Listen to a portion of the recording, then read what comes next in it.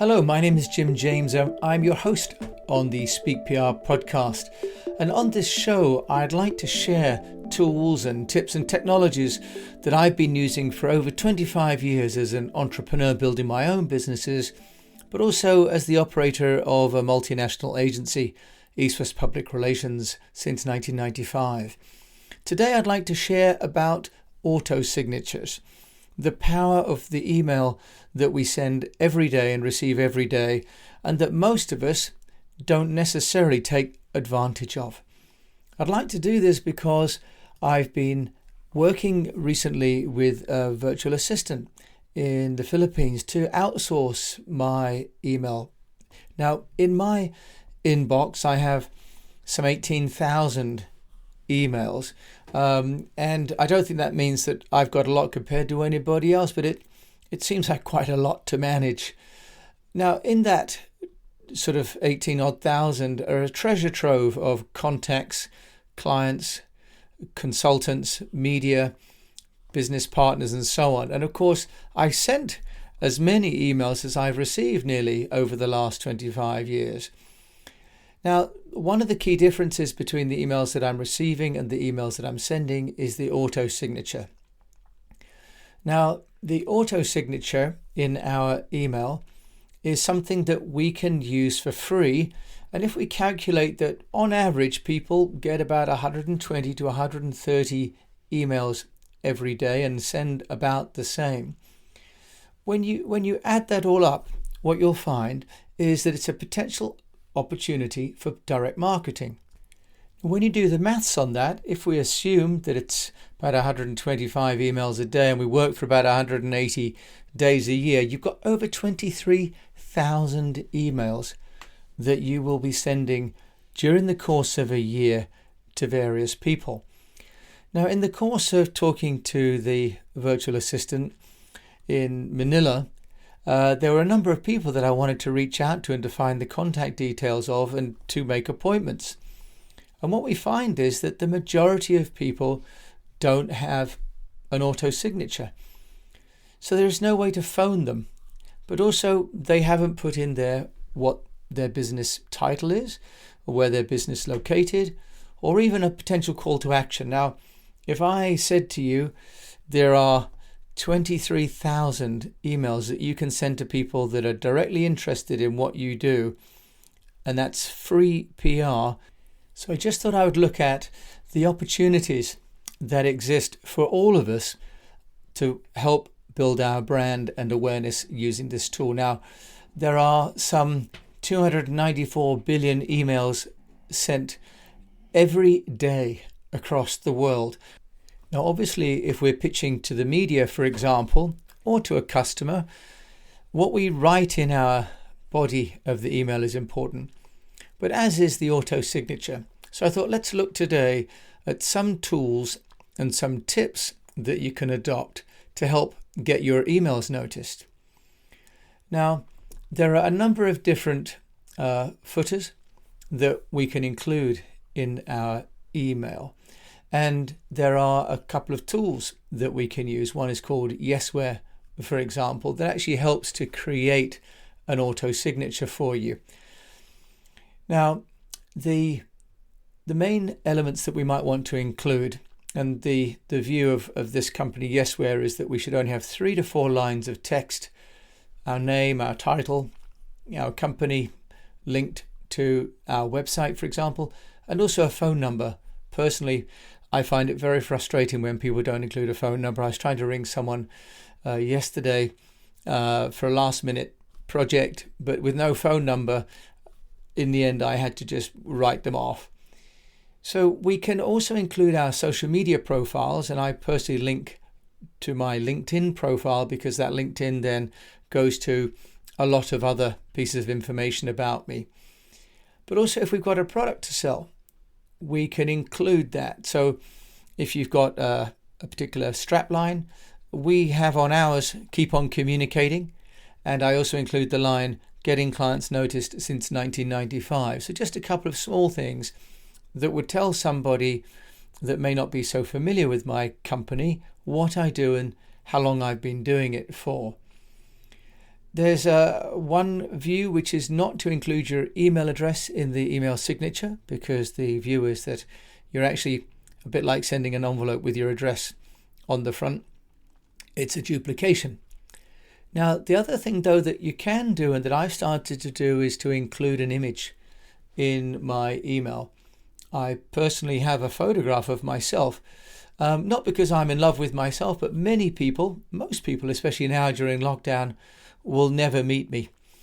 So many partners, suppliers, prospects will be people that have no idea who I am. But of course, as we know, body language and our facial expressions are key to creating a culture of trust between partners. The view is that the most memorable photographs do contain people. This was some research done by an American university at Stanford, showing that the most memorable photographs are not your logo necessarily, but you.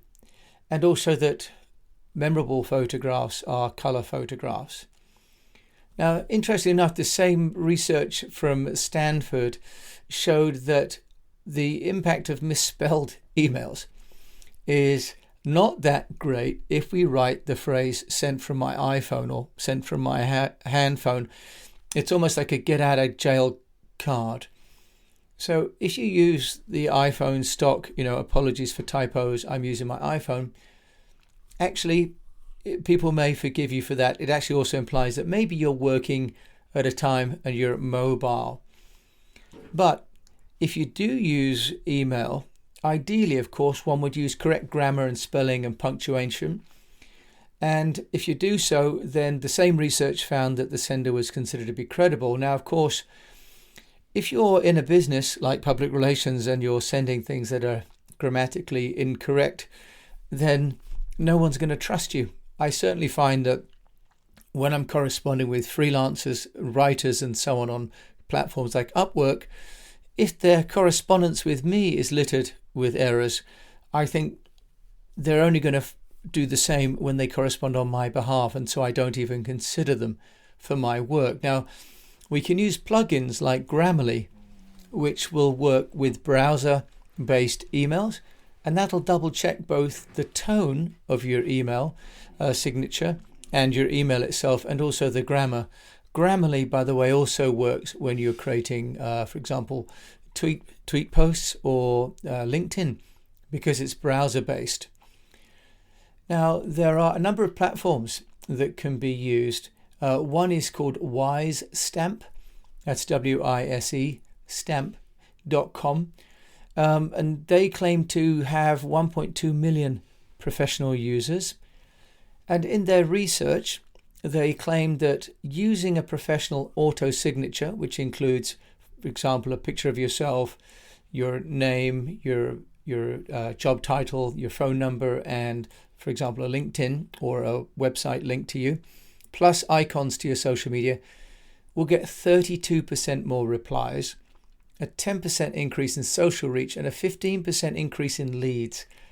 And that translates to 22% more clients. Pretty astounding numbers, really, when you think about it. If you can go from, if you're sending 120 emails a day, if you can get almost 30 email replies more per day, then that's going to annualize at being nearly 5,000 people replying more. Now, another one is called New Old Stamp.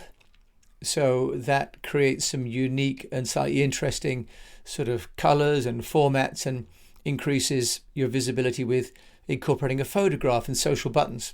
For example, it's almost like an Instagram style feed, and they have 11 email signature templates that you can choose from. Another option is called HTML Sig, which again allows you to create some very simple auto signatures. You're uploading your content, your name and your phone number and so on, and your LinkedIn profiles, and it'll auto generate for you a graphic. Now, you can also, of course, create auto signatures in your mail platform itself. Outlook enables that. The iOS enables that both on the mobile phone and on the iPad and on the desktop version. Now, interestingly enough, though, they don't share, so one has to enter the email auto signature into all three platforms.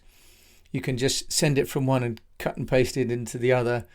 Those are not as easy, I found, to integrate pictures or links. What I do now with Zoho is I create 2 or 3 different auto signatures, because I have one, for example, with a photograph for people where I'm sending an email to people that I've never met and I'm writing to for the first time. And then I have an auto signature without the photograph for people that I know well, and perhaps, men that I correspond with regularly that might think that I'm, being a bit forceful and coming on to them if I keep sending them pictures of myself.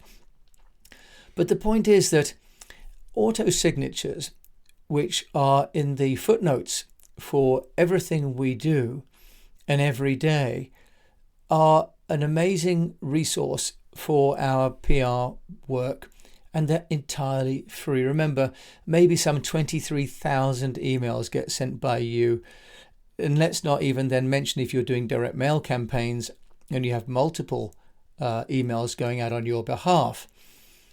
Now, there are a number of different footers that you might want to include. One, for example, might be a legal and confidentiality footer. Now, that may not be relevant for every email, which is why having multiple email footers could be a good idea. I get from, obviously, law firms and listed companies always have these long and legal entity footers. It could actually just be a click to a link to an online footer if they wanted to make it a little less obnoxious. And also I find, especially if you're doing a reply, including receipt, you end up with a lot of the email, including the disclaimers. You can have the GDPR compliant footers, and these are available online, especially if you're doing a lot of email marketing. You can have a security or virus disclaimer. You can also have, for example, a green email footer. So I have, please think before you print, and click on Ecosia for your search.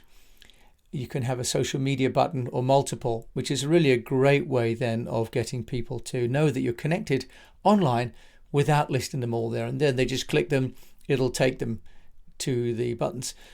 There's also the unsubscribe link, of course, if you're sending emails. I personally find it annoying when unsubscribe links are buried at the bottom and almost impossible to find. Because if I don't want the email, it doesn't mean because I can't unsubscribe I'm reading it. It just means I'm ignoring it. So better to make the unsubscribe button nice and obvious. Don't want to listen to me, don't want to read what I send you. Just tell me, and it'll give me more accurate numbers as well to the number of people who are actually interested in what I'm sending. And then, of course, there's the marketing email footers, which can include a call to action. For example, if you like this, click here to get more information or to download this product. I personally include a Calendly link which says book a meeting with me, because I'm trying to reduce the time it takes from someone to find out about East West Public Relations and the Speak PR program and all the work we do around the world to actually having a conversation. So all the elements within the email auto signature really are there to serve a purpose. It's not just filling in to look nice. What is the goal of the email that you're setting and you're sending out? Is it to inform someone? Is it to reprimand somebody? Is it to enable them to pay a bill? Is it enabling them to make an appointment? Is it enabling them to correspond with other people on your behalf? Which is where I use the auto signature for the vacations. So emails can, for most of us, take up a huge amount of time.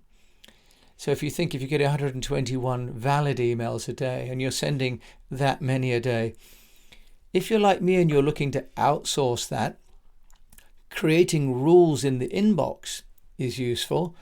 But each rule where an email gets forwarded, for example, to a virtual assistant, or I'm forwarding all the emails that have a finance related element to the different bank and bookkeeping companies that we have in Singapore and India, those would also then have a rule to send them forward and an auto signature to say, Thank you. Please take account of these bookkeeping issues and my contact details in case they have any problem.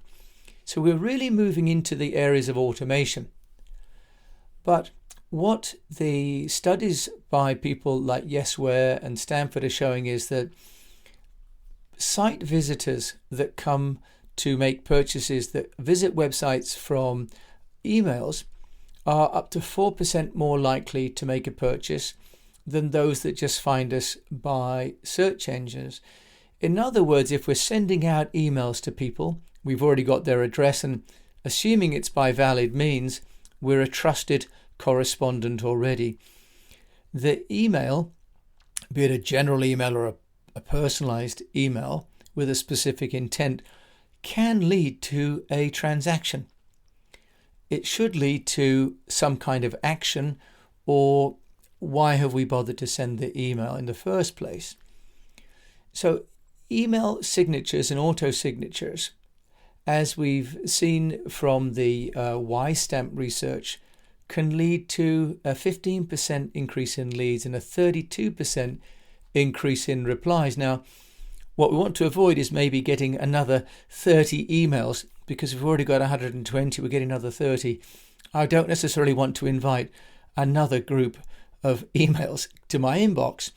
But what I can then do is to automate the auto response replies, which says, thank you for responding.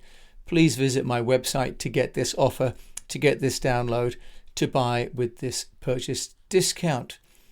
Email management there is very important, as I've mentioned, and I think that all of us will associate with that. And finally, just make sure that the email you're sending it from, the domain name has what they call a TLS setting. Okay, this is the trusted setting for emails, because not all emails come from a domain name which has this trusted encryption. Okay, now you can go to a website which is called checktls.com, because if your email is coming from a website or a domain name that does not have this standard TLS encryption, which stands for Transport Layer Security for the geeks amongst you, then your email will go to the spam box whether you like it or not. So TLS and SSL, which is Secure Socket Layer Encryption, are two requirements. And if you have your own domain name, for example, with GoDaddy, for example, it's worth just double checking, because in some cases one actually has to verify the domain name in order for it to have the encryption. And if you haven't gone through that step and you're wondering why your emails are not getting received, it could be not because your auto signature isn't good, not because people don't want to hear from you, but they're simply not getting your email.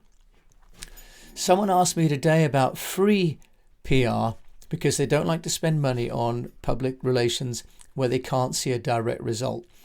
I'm working hard to bring tips that are free, tools that are free, because this is a podcast not to sell you things, but to share what I've learned as an entrepreneur to help other business owners to get noticed without spending a lot of money, but a little bit of creativity and a little bit of ingenuity. So my name is Jim James. Thank you for listening to this. If you'd like to send me an email, my email is jim@eastwestpr.com. You can also find us at the eastwestpr.com website. Thank you so much for listening to this episode of Speak PR. I wish you a profitable business, good health, and that you keep on managing your email. Thank you so much. Bye-bye.